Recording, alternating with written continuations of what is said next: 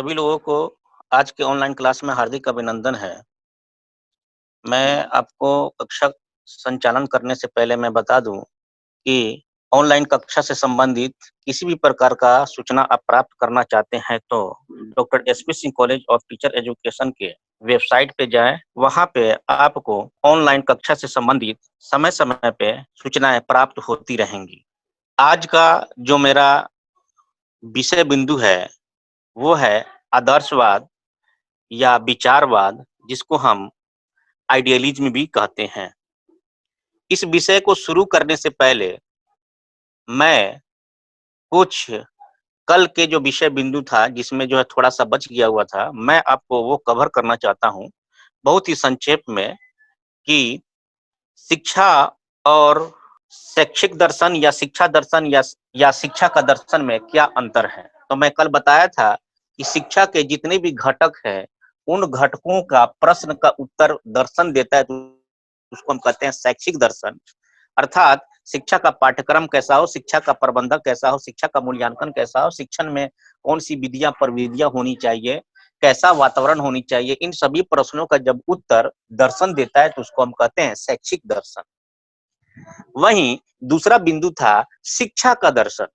गौर कीजिएगा, क्या है? शिक्षा का दर्शन। यहाँ हो सकता है कि मेरा दर्शन, शिक्षा का दर्शन, दीप्ति का दर्शन, अंजलि का दर्शन, प्रिंस का दर्शन, जियाउल सर का दर्शन, अर्थात जब उसके पहले आप अपना नाम लगा लीजिए, तो वर्ड आपको क्लियर हो जाएगा कि ये क्या कहना चाहता है। तो एजुकेशन का दर्शन है, शिक्षा का दर्शन है, उसी तरह दीप्ति का दर्शन हो सकता है, उसी तरह प्रिंस का दर्शन हो सकता है, उसी तरह अंजलि का दर्शन हो सकता है, उसी तरह सुप्रिया का दर्शन हो सकता है। अर्थात आपका नियम अपना क्या है, आपका अपना अनुशासन क्या है, आपका अपना सिद्धांत क्या है, आपका अपने जीने का तरीका क्या है।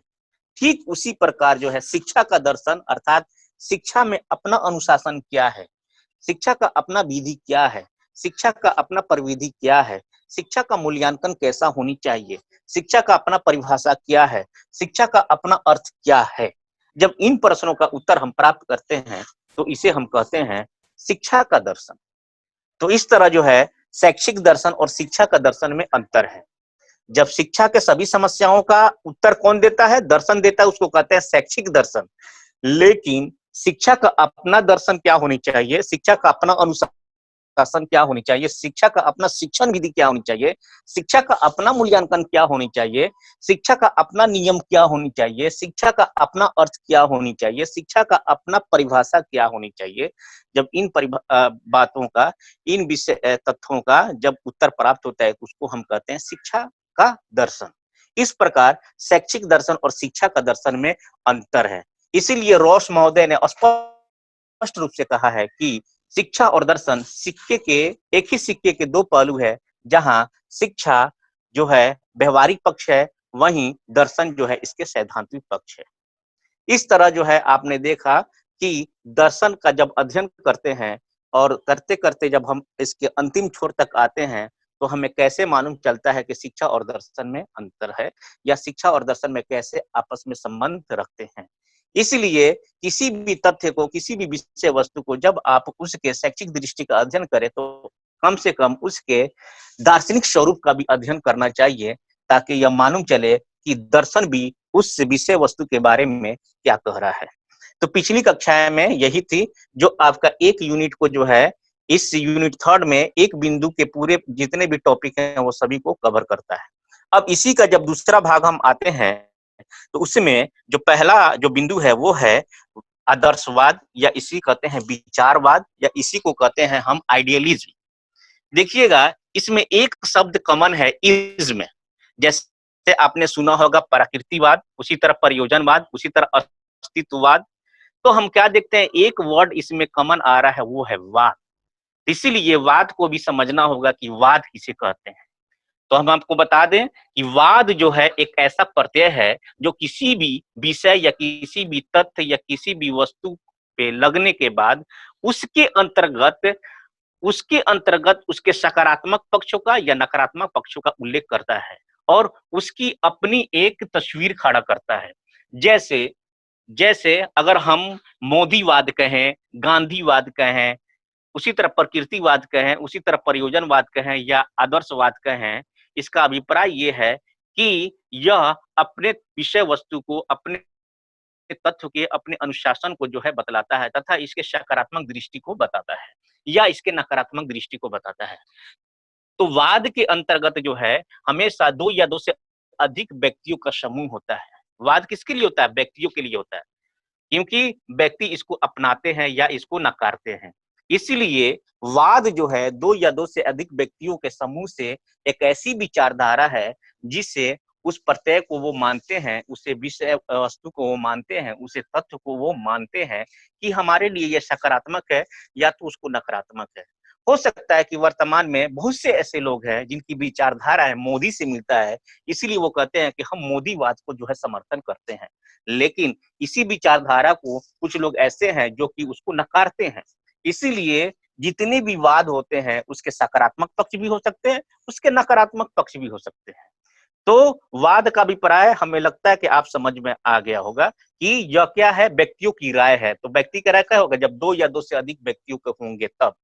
तो जब 2 या 2 से अधिक व्यक्ति आपस में जब एक विचारधारा को मजबूत करते हैं तो वो वाद बन जाता है। इसीलिए वाद एक प्रत्यय है जो किसी भी तथ्य या किसी भी विषय वस्तु पे लगाने के बाद उसकी एक अपना डिसिप्लिन, एक अपना अनुशासन बना लेता है, उसका अपना सिद्धांत बना लेता है, उसके अपने जीने का तरीका बना लेता है। वो भी अपने जीने का तरीका जो हमें बताता है, ताकि हम उसे मानकर हम अपने आप को अनुशासित हो जाएँ, हम अपने आप को बेहतर हो जाएँ, उसकी वास्तविकता को समझें, उसकी सत्य को समझें। अगर वो सकारात्मक है, तो हमारे विकास में, व्यक्ति के विकास में, राष्ट्र के विकास में, समाज के विकास में सहायक हो। इसीलिए ये टर्म वाद यहाँ आया है। तो जब यह वाद आदर्शवाद को मिलता है तो इसको हम क्या कहते हैं? विचारवाद या आइडियलिज्म कहते हैं। इसी तरह बहुत से वाद मिलेंगे जो इसमें पढ़ना है आपको, जैसे आदर्शवाद के बारे में, प्राकृतिकवाद के बारे में, प्रयोजनवाद के बारे में, अस्तित्ववाद के बारे में। अब शुरू करने से पहले मैं आपको ये बता दूं, आप सभी लोग जो है ना गौर से स्क्रीन पर देखेंगे। शुरू करने से मैं पहले बता दूं कि इस वाद के समर्थक एक्चुअल हैं कौन? ये प्रश्न आते हैं कि आदर्शवाद के समर्थक कौन है? जैसे एग्जाम्पल के तौर में दे देगा, क्या अरस्तु आदर्शवाद के समर्थक थे? क्या प्लेटो आदर्शवाद के समर्थक थे? ऑप्शन रहेगा हाँ या ना। या कभी-कभी प्रश्न पूछता है कि निम्न में से कौन से आदर्शवाद के समर्थक है? तो जो आप वहाँ प्रश्न देखेंगे उसमें उत्तर होगा, उसको आप अलग कर लेंगे। इसीलिए मैंने पहला यहाँ टॉपिक जो है ना देखा है, प्रमुख दार्शनिक, यानी वो कौन से दार्शनिक है जो आदर्शवाद के समर्थक है। तो आप जान लीजिए, Plato, Descartes, Spinoza, Leibniz, Berkeley, Kant, Hegel, ये प्रमुख है जो कि आदर्शवाद के समर्थक है, अर्थात ये आदर्शवाद को बढ़ावा देते हैं। ये आदर्शवाद के सकारात्मक दृष्टि को बढ़ावा देते हैं। वहीं जब हम शिक्षा के क्षेत्र में बात करते हैं तो इस विचारधारा को फ्रोबेल और पेस्टालोविज ने बहुत आगे तौर पे व्यवहारिक रूप से बढ़ाया। पेस्टालोजी और फ्रोबेल ये व्यवहारवाद के जो है, लेकिन उन्होंने ने आदर्शवाद के विचार को समझा और आदर्शवाद को जो है ना आगे बढ़ाने में सहायक अपनाया है। तो इस प्रकार हम पहला प्रश्न आता है कि प्रमुख दार्शनिक कौन-कौन से हैं आदर्शवाद के समर्थक में? तो प्लेटो, डेकार्टे, लाइबनिज, बर्कले इत्यादि ये सब लोग हैं जो इन्होंने आदर्शवाद के समर्थक में हैं। वहीं अगर कहेंगे कि शिक्षा के व्यवहारिक रूप में किसने अपनाया, तो हम कहेंगे कि इसमें फ्रोबेल और पेस्टालोजी का नाम आता है। मैंने देखिएगा इसमें कुछ चित्र जो है ना आपके सामने रखे हैं। पहला चित्र है सुकरात का। ये आदर्शवाद के समर्थक थे। उसका है दूसरा बात प्लेटो है, तीसरा है अरस्तु। हम आपको बता दें कि सबसे जो पुराने विचारधाराएं के जो हैं वो हैं सुकरात। सुकरात के जो शिष्य थे वो है प्लेटो और प्लेटो को जो शिष्य है वो है अरस्तु। इसीलिए इन तीनों जो है ना महान दार्शनिकों का मैंने यहाँ चित्र लगाया है ताकि आप इनको समझे। ये तीनों ऐसे जो है दार्शनिक है जिन्होंने तर्क के क्षेत्र में, जिन्होंने नाटक के क्षेत्र में, जिन्होंने गणित के क्षेत्र में, जिन्होंने समाजशास्त्र के क्षेत्र में, मूल्य के क्षेत्र में इन्होंने बहुत बड़ा योगदान कहा। ये समझे तो ये हर सभी विषयों के, जितने भी विषय हैं वो सभी विषयों के ये ज्ञाता है। इनको एक विषय को जो है हम कहकर नकार नहीं सकते। इसीलिए हमने यहाँ पर देखा है, दिखाया है ताकि आप इसको समझेंगे कि एक्चुअली आदर्शवाद के प्रवर्तक कौन थे और कौन-कौन से लोग इन्होंने बढ़ाया। आज हम जितने भी इतिहास में, आज हम जितने भी साइंस में, जितने भी खोज पुराने जो देखते हैं, कहीं न कहीं इन तीनों के बीच में जो है देखने को आता है। यानी जितने भी अगर कहेंगे कि मनुष्य एक सामाजिक प्राणी है, किसने कहा? अरस्तू ने कहा। उसी तरह जो है जूलॉजी के पिता किसे कहते हैं? अरस्तू को कहते हैं। तो बहुत से ऐसे तथ्य हैं जो कि जो है अरस्तू ने जो है साइंस के क्षेत्र में, विज्ञान के क्षेत्र में बहुत से बातों का उल्लेख किया है। वहीं प्लेटो के बारे में जाएँगे तो प्लेटो ने अपनी एक बुक रिपब्लिक लिखा, जिन्होंने कल्पना किया कि कैसे जो है व्यक्ति को शासन चलाना है, कैसे व्यक्ति को गिरहनी चलाना है, कैसे व्यक्ति को जो है ना समाज में जो है ना ढलना है। तो इस तरह जो है ना इन बातों का उल्लेख विस्तृत रूप से इन्होंने किया है। वहीं हम गांधी जी को लेते हैं, महात्मा गांधी को जो हमारे भारत के पिता कहलाते हैं। ये एक ऐसे व्यक्ति है जिन्होंने आदर्शवाद हटकर कल्पना नहीं किया है। इसीलिए इनको भी हम आदर्शवाद के अंदर जो है ना डाले हैं। जब आप इसका विस्तृत रूप से अध्ययन कीजिएगा महात्मा गांधी के बारे में, तो ये एक ऐसे व्यक्ति हैं जिन्होंने सभी वाद को जो है समर्थन किया। इन्होंने कहा आवश्यकता अनुसार जब भी किसी वाद की जरूरत हो उसे अपनाओ। इसीलिए महात्मा गांधी आदर्शवाद के भी समर्थक हैं, प्राकृतिकवाद के भी समर्थक हैं, प्रयोगवाद के भी समर्थक हैं। इसलिए इनका नाम जो है ना सभी वादों में जो है ना स्पष्ट रूप से लिया जाता है। इनको केवल एक वाद में बांधकर नहीं रखा जा सकता। वहीं नीचे मैंने जो है जो पिक्स लगाया वो है फ्रोवेल का और दूसरा जो है आपका पेस्टालोजी का। ये दोनों ऐसे व्यक्ति हैं जिन्होंने आदर्शवाद के सिद्धांतों को, आदर्शवाद के अनुशासन को शिक्षा के व्यवहार में लाने की बहुत कोशिश किया और फिर आगे चलकर ये आगे बढ़ता गया। अब आई बात कि आदर्शवाद का अर्थ है क्या? आदर्शवाद का अर्थ क्या है? तो इससे पहले मैं परिचय के रूप में बता दूं कि आदर्शवाद एक प्राचीनवाद है। इसे हम नए वाद के रूप में नहीं कर सकते हैं। 20वीं शताब्दी में आते-आते हमें पर हमें प्रयोजनवाद और यथार्थवाद मिला, लेकिन इससे पहले प्राचीन सभ्यता के अंतर्गत या प्राचीन काल के अंतर्गत हमें आदर्शवाद और प्रकृतिवाद की झलक देखने को मिलता है। इसलिए हम नहीं कह सकते हैं कि आदर्शवाद एक मॉडर्न थिंकिंग है या आधुनिक युग का वाद है। जब हम आदर्शवाद का अध्ययन करते हैं तो हम आपको बता दें आदर्शवाद जो विचारधारा है वो पाश्चात्य दर्शन का है, जो इस ब्रह्मांड का निर्माता किसे मानता है? ईश्वर को मानता है। मैं फिर आपको बता दूं कि यह वाद ब्रह्मांड को ईश्वर द्वारा नियमित मानता है और यह मानता है कि इस वस्तु जगत की अपेक्षा आध्यात्मिक जगत श्रेष्ठ है। आध्यात्मिक जगत श्रेष्ठ है। यह ईश्वर को अंतिम सत्य और आत्मा को ईश्वर का अंश मानती है। क्या मानती है? यह ईश्वर को अंतिम सत्य और आत्मा को ईश्वर का अंश मानती है और यह प्रतिपादन करती है कि मनुष्य जीवन का अंतिम उद्देश्य आत्मानुभूति है, जो आध्यात्मिक जीने अर्थात शाश्वत मूल्य और नैतिक मूल्यों का पालन द्वारा प्राप्त किया जा सकता है। जब हम तत्व मीमांसा का अध्ययन करते थे या प्रकृतिवाद के अंतर्गत जब हम अध्ययन करते हैं तो हमें एक वस्तु और एक सत्य का अध्ययन होता है। तो जब हम किसी वस्तु या तथ्य का अध्ययन जब आंतरिक रूप से हम करते हैं, यानी आत्मा के रूप में करते हैं, अंदर के विचारों के रूप में से हम करते हैं, तो एक भौतिकवाद उत्पन्न होता है जिसे हम आदर्शवाद की संज्ञा देते हैं। अब हम आएंगे यहाँ पे देखेंगे कि आदर्शवाद का अर्थ है क्या। तो आदर्शवाद जो है अंग्रेजी के शब्द आइडियलिज्म से लिया गया है और आइडियलिज्म शब्द जो है ना दो शब्दों से मिलकर बना है, आइडिया प्लस इज्म। यहाँ मैंने स्पष्ट किया है कि आइडियलिज्म को आइडियल प्लस इज्म नहीं कहेंगे। एल जो शब्द है वो सौंदर्य अनुभूति के लिए लिया गया है, जहां इसका कोई अर्थ नहीं है।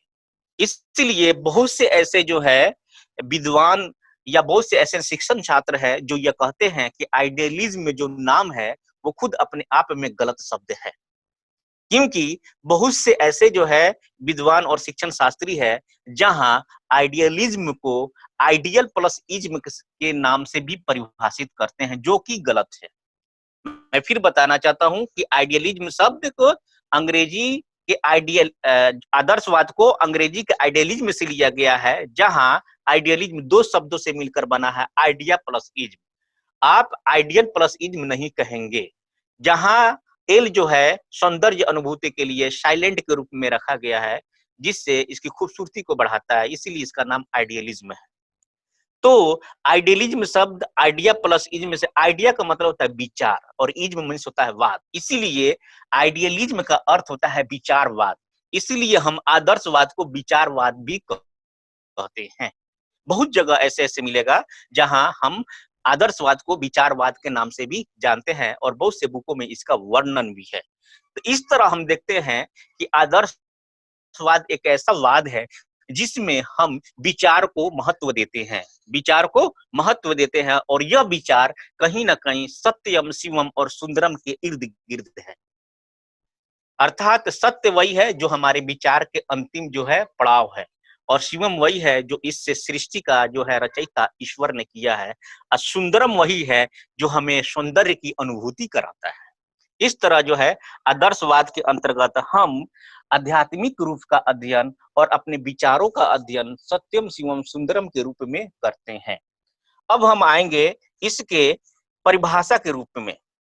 बहुत से जो है ना आदर्शवादी जो थे, जैसे गुड थे, रोजन थे, हॉर्न थे, इससे पहले अरस्तु का नाम ने लिया, प्लेटो का नाम लिया, सुकरात का नाम लिया। इन सभी व्यक्तियों ने अपने अपने ढंग से आदर्शवाद को परिभाषित करते हैं, लेकिन जब आदर्शवाद को परिभाषित करेंगे तो कहीं ना कहीं दो शब्द आएगा, एक शब्द है आपका विचार और एक शब्द है आध्यात्मिक। इस तरह जो है ना गुड महोदय कहते हैं आदर्शवाद वह विचारधारा है जिसमें यह माना जाता है कि परलौकिक सार्वभौमिक तत्वों का आकारों या विचारों में वास्तविक निहित है और ये ही सत्य ज्ञान की वस्तुएं हैं, जबकि ब्रह्मा रूप मानव के विचारों और इंद्रियों को अनुभूति निहित है जो विचारों की प्रतिछाया के अनुरूप समान होते हैं। अर्थात कहीं ना कहीं इन परिभाषाओं का जब हम उल्लेख करते हैं तो इस सृष्टि का निर्माता ईश्वर है और जो हमारा अंतिम सत्य है वो अपने विचारों से आता है। इसीलिए आदर्शवाद को जो है ना बहुत लोगों ने अलग अलग परिभाषा किया और कहीं ना कहीं इन परिभाषाओं का जब विवरण जब हम अपने सामने रखते हैं तो हम पाते हैं आदर्शवाद के अंतर्गत विचार शाश्वत है, सत्य शाश्वत है, शिवम शाश्वत है और सुंदरम शाश्वत है, आध्यात्मिक जो है शाश्वत है। वहीं रोजन महोदय ने कहते हैं आदर्शवादियों का विश्वास है कि ब्रह्मांड की अपनी बुद्धि एवं इच्छा सब भौतिक वस्तुओं को उनके पीछे विद्यमान मन द्वारा स्पष्ट किया जाता है। मैंने अभी बताया कि यहाँ आत्मा को माना जाता है और आत्मा कहाँ रहता है? मन में रहता है। जो आत्मा क्या है? मन में रहता है, आपके अंदर रहता है, आंतरिक भाग में रहता है। इसीलिए आंतरिक भाग में मानसिक शक्ति होती है, उसकी बुद्धि होती है। इसीलिए इसमें इन्होंने इस भौतिक सृष्टि का जन्म किसको माना है? इससे मन को माना है और इसके पीछे शक्ति कौन है? वो मन है। अर्थात व्यक्ति अपने मन को नियंत्रण कर, मन की शक्तियों को समझकर प्रकृति को और बाहरी जगत को भी आसानी से समझ सकता है।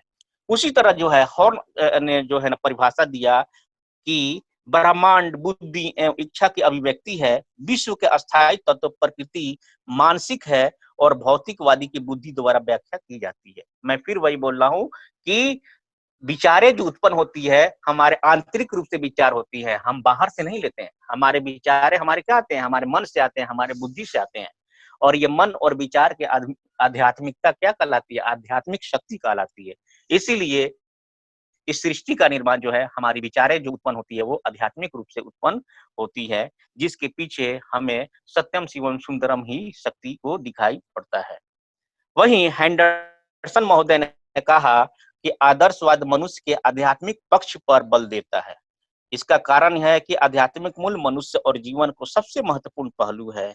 आदर्शवादी यह मानते हैं कि व्यक्ति और संसार दोनों बुद्धि की अभिव्यक्ति है। वो कहते हैं भौतिक संसार की व्याख्या मन से ही की जा सकती है। इसलिए उपर्युक्त सभी परिभाषाओं का जब अध्ययन करते हैं तो ये मालूम होता है किसी भी तथ्य किसी भी वस्तु के प्रति जो वास्तविकता है, जो अंतिम वास्तविकता है वो उसकी विचार है और यह विचार उसके मन से उत्पन्न होती है, उसकी आंतरिक रूप से उत्पन्न होती है। इसलिए इसको आध्यात्मिक रूप से अध्ययन किया जाता है, इसको आध्यात्मिक रूप से अध्ययन कहा जाता है। यहाँ तक एक महान दार्शनिक G.T.W. पैट्रिक ने स्पष्ट शब्दों में कहा कि उन्होंने अपनी आदर्शवाद को वास्तविकता को स्वीकार करते कहा कि जगत एक विशाल यंत्र है। वे हमारे जगत की व्याख्या में जड़ तत्व, यंत्रवाद और ऊर्जा के संरक्षण के सर्वोच्च महत्व को स्वीकार नहीं करते हैं।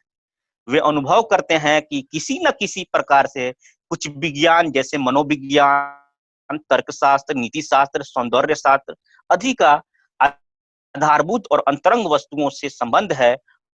वे प्रकृति के रहस्यों को समझने के लिए वैसी कुंजी है जैसे कि भौतिक शास्त्र और रसायन शास्त्र, और ये विश्वास करते हैं कि जगत का एक अर्थ है, एक प्रयोजन है, शायद एक लक्ष्य और एक जगत के हृदय और मानव के आत्मा के अंतर्गत सम्मोहित आंतरिक शक्ति को आध्यात्मिक तौर से जो अध्ययन करते हैं, वही हम आदर्शवाद की संज्ञा देते हैं। तो इस तरह जो है उपयुक्त जो हम कथन कहे हैं, जिससे में अर्थ और परिभाषा से स्पष्ट रूप से उल्लिखित होता है कि आदर्शवाद के अंतर्गत विचारों का अभिव्यक्ति है या भौतिक शक्तियों का अध्ययन है। किसी भी तथ्य या किसी भी वस्तु का जो अंतिम सत्य है, उसकी विचार और उसके आध्यात्मिक शक्ति का अध्ययन है, जो कि मन से और आंतरिक रूप से उत्पन्न होते हैं। इसीलिए किसी भी तथ्य को जो हम आंतरिक रूप से अध्ययन करते हैं, जब हम उसके आत्मिक रूप से अध्ययन करते हैं, तो उसे हम क्या कहते हैं? आदर्शवाद की संज्ञा देते हैं। अब अगला जो टॉपिक है, जो हम देखेंगे, आदर्शवाद के प्रमुख तत्व। आदर्शवाद के प्रमुख तत्व। इससे पहले हमने बताया है कि दर्शन के मुख्यतः 4 तत्व होते हैं। एक होता है आपका तत्व मीमांसा, दूसरा है ज्ञान मीमांसा, मूल्य मीमांसा और तर्कशास्त्र। सेम वही चीज़ यहाँ पे लाया गया है कि आदर्शवाद के प्रमुख तत्व क्या है? यानी आदर्शवाद का संबंध तत्व मीमांसा से क्या होगा? आदर्शवाद का संबंध ज्ञान मीमांसा से क्या है? आदर्शवाद का संबंध मूल्य मीमांसा से क्या है? आदर्शवाद का संबंध तर्कशास्त्र से क्या है? कि जब हम तत्व मीमांसा के अंतर्गत जब अध्ययन करते हैं, यानी आदर्शवाद और तत्व मीमांसा के रूप में अध्ययन करते हैं, तो हम पाते हैं कि हम इससे पहले बता दें फिर कि तत्व मीमांसा 2 शब्द से मिलके बना था, मेटाफिजिक्स। और मेटा का मतलब पदार्थ होता है, अर्थात इसमें पदार्थ का अध्ययन करते हैं। पदार्थ क्या है? पदार्थ की वास्तविकता क्या है? क्या सत्य है? लेकिन जब इन्हीं को जब हम आंतरिक रूप से विचार के रूप में और आध्यात्मिक रूप से अध्ययन करते हैं, तो वो ये सब क्या कहलाता है? तत्व मीमांसा के संदर्भ में कहलाता है, जो कि आदर्शवाद के रूप में हम लेते हैं। जहाँ तक आदर्शवाद और तत्व मीमांसा की बात है, तो हम कह सकते हैं कि इसके अंतर्गत अंतिम सत्य या तत्व का विवेचना किया जाता है। अंतिम सत्य क्या है? जो हमारे विचार के द्वारा उत्पन्न होते हैं या आध्यात्मिक गुणों के द्वारा हम उसको अध्ययन करते हैं। जब हम आदर्शवाद की तत्व मीमांसा को भी हम प्रकार में बाँटते हैं, तो ये मुख्यतः 2 प्रकार से होते हैं। पहला है आपका मोनिज्म यानी एकेश्वरवाद, दूसरा है द्वैतवाद, अनेकेश्वरवाद। मैंने इससे पहले भी बताया कि आदर्शवाद के अंतर्गत हम ईश्वर को मानते हैं। इस ब्रह्मांड की उत्पत्ति किसने किया? ईश्वर ने कहा। इसलिए जब तत्व मीमांसा के अंतर्गत जब हम अध्ययन करते हैं, तो ये मुख्यतः 3 प्रकार से बढ़ जाते हैं, यानी एकेश्वरवाद और दूसरा है द्वैतवाद और तीसरा है अनेकेश्वरवाद। एकेश्वरवाद जिसको इंग्लिश में कहते हैं मोनिज्म, अर्थात इस सृष्टि और इस ब्रह्मांड की उत्पत्ति केवल एक तत्व को माना गया है, अर्थात केवल एक ईश्वर को माना गया है। लेकिन वहीं दूसरा वाद कहता है आदर्शवाद के अंतर्गत द्वैतवाद, जो कहते हैं कि नहीं, इस संसार इस ब्रह्मांड की उत्पत्ति 2 ईश्वर के द्वारा माना गया है। और वहीं कुछ लोग मानते हैं कि नहीं, ये क्या है, बहुत से ईश्वरों के द्वारा, बहुत से तत्वों के द्वारा इस ब्रह्मांड की उत्पत्ति होती है। तो ये अपने-अपने विचार हैं, जो विचार जो है स्वतंत्र रूप से व्यक्ति महसूस करता है, आंतरिक रूप से जो है इसका अध्ययन करता है और भौतिक सृष्टि से, आध्यात्मिक सृष्टि से इसका अध्ययन करता है और ये दिखाता है कि विचार जो है वो सत्य है और इस विचार में हम सभी बातों का उल्लेख आसानी से कर सकते हैं और ये विचार और ये आत्मा और ये परमात्मा का ज्ञान जो है इस सृष्टि के से हमें आसानी से दे सकता है। तो इस तरह जो है आदर्शवाद के अंतर्गत जब हम तत्व मीमांसा का अध्ययन करते हैं, तो हम पाते हैं कि इस सृष्टि का, इस ब्रह्मांड का जो निर्माण है, वो एक ईश्वर ने भी हो सकते हैं, 2 ईश्वर भी हो सकते हैं और क्या हो सकते हैं, 3 ईश्वर भी हो सकते हैं। इसीलिए आज देखिएगा कि भारतीय संप्रदाय के अंतर्गत यही वाद जो है पनपता गया और जब उसको व्यवहारिक रूप से जब हम आए, तो लोग की ओई एक ईश्वर को कहते हैं अल्लाह या एक ईश्वर को भगवान कहते हैं तथा कईयों ईश्वर का जो है ना नाम लेते हैं, जो कि ये टर्म हमारे दर्शन से ही निकल कर आते हैं। जहाँ तक जो है इसके गुणों की बात है, तो हम बता दें आपको कि तत्व मीमांसा के अंतर्गत हम आदर्शवाद की विचार तथा आत्मा को सत्य मानते हैं। इसमें आध्यात्मिक स्व को प्रधानता देते हैं।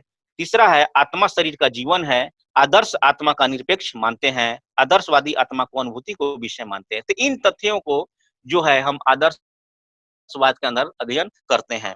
ये बहुत ही इंटरेस्टिंग सब्जेक्ट है जो कि बहुत समय लगता है। मैं जो है आपके सिलेबस के अनुसार जो है इसको मैं घेर रहा हूँ, चार दीवारी में जो है बांध रहा हूँ। नहीं तो इसका उल्लेख मैं करूँ तो केवल एक बिंदु पे जो है 40 से 50 मिनट, 1 घंटे भी लग सकते हैं। लेकिन हमें चूँकि समय भी देखनी है और आपके सिलेबस को भी देखनी है, इसीलिए ये हमें चीज़ का उल्लेख करना पड़ रहा है। दूसरा है कि स्व अथवा आत्मा, स्व में क्यों क्या कहते हैं? आत्मा कहते हैं। स्व में का यहाँ अभिप्राय क्या है? यानी खुद से, यानी आत्मा से। यानी आपके जो शरीर है, वो शरीर की खूबसूरती किससे है? आत्मा से है। अगर आपकी आत्मा को निकाल दें तो आप कुछ ना हैं। स्वयं में समाप्त हो जाएगा। अगर एक व्यक्ति जो है मरणशील है, तो क्या उसके अंदर आत्मा है? नहीं है। इसीलिए उसे स्वयं नहीं कहते हैं। वो कहते हैं कि ये क्या है?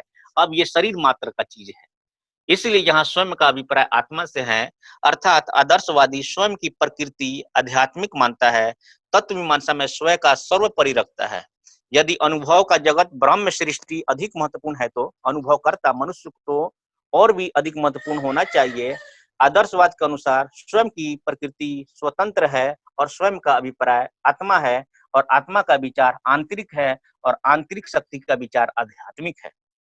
वहीं जब हम ज्ञान मीमांसा के अंतर्गत हम जानते हैं, तो ज्ञान मीमांसा और आदर्शवाद के अंतर्गत बहुत से तत्व देखने को मिलते हैं। जैसा कि हम जानते हैं, ज्ञान मीमांसा के अंतर्गत हम पढ़ते हैं ज्ञान क्या है, ज्ञान के स्रोत क्या है, ज्ञान के जो है साधन क्या है, ज्ञाता और ज्ञान में जो है क्या अंतर है या क्या संबंध है। इन्हीं चीज़ों को जब हम आदर्शवाद के रूप में अध्ययन करते हैं, तो हमारे अंतर्गत विभिन्न जो है बिंदुओं का उल्लेख मिलता है, जिसमें हम कह सकते हैं कि आदर्शवाद ज्ञान मीमांसा का दर्शन है। और मैंने आपको जो है ज्ञान मीमांसा जब पढ़ा रहा था, तो मैंने आपको बताया था कि ज्ञान मीमांसा के अंतर्गत ही हम आदर्शवाद का अध्ययन करते हैं।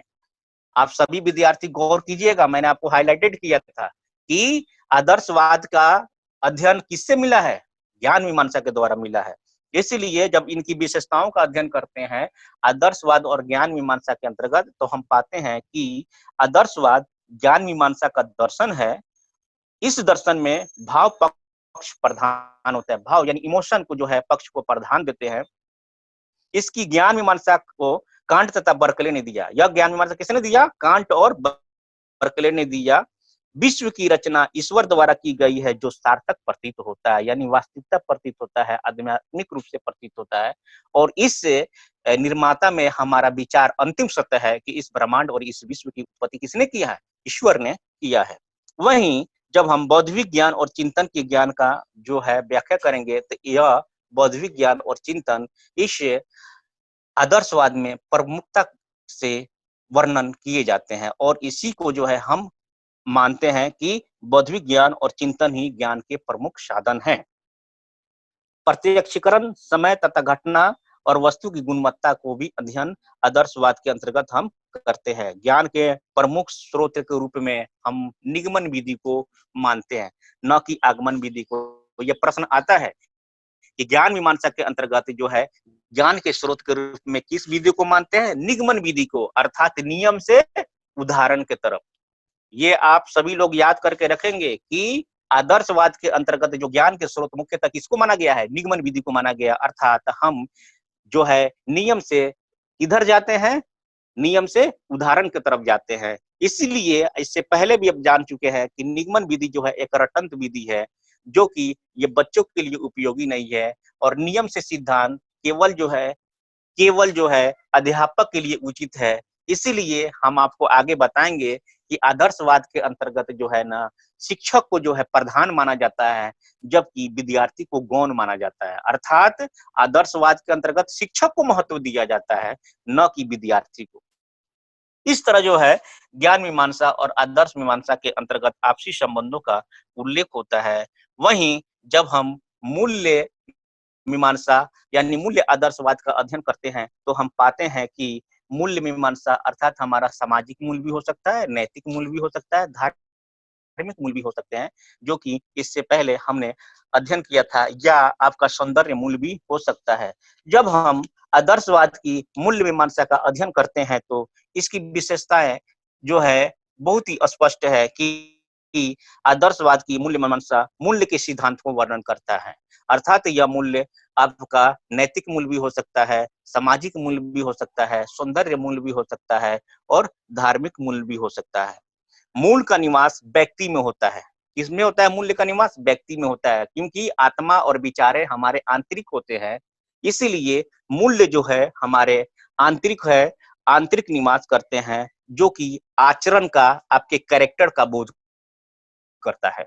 वहीं जीवन के मूल्यों से व्यक्ति संतोष प्राप्त करते हैं। जो आपके मूल्य होते हैं, उससे व्यक्ति उत्साह होते हैं, खुशी में होते हैं और उसका आनंद लेते हैं। अगर आपका आंतरिक शक्ति, आपका आत्मा और विचार के अंतर्गत मूल्य का निर्माण अगर नकारात्मक होता है, तो आप अंदर से क्षय और अपना भय में रहेंगे, अंदर से लोभ लालच में रहेंगे, जिससे आत्मा भी आपसे संतुष्ट नहीं होगा और वो आत्मा आपको धिक्कारेगा कि व्यक्ति है, जो व्यक्ति अपने सर्वांगीण विकास में मदद नहीं कर रहा है, खुद के विकास में मदद नहीं कर रहा है, खुद को वो समझ नहीं रहा है।